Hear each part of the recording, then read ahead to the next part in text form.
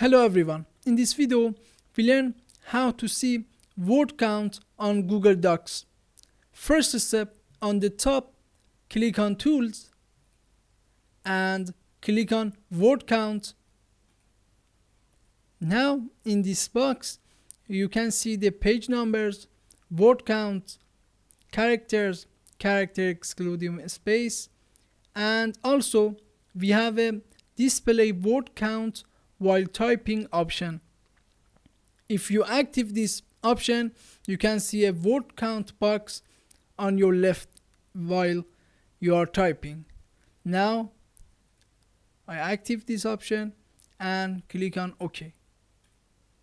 As you see, in your left we have a word count box. You can see the page, words, characters, and also if you want to see word count of one paragraph or selected text.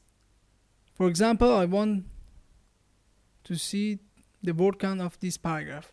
With your mouse, select that text and you see the word count in your left.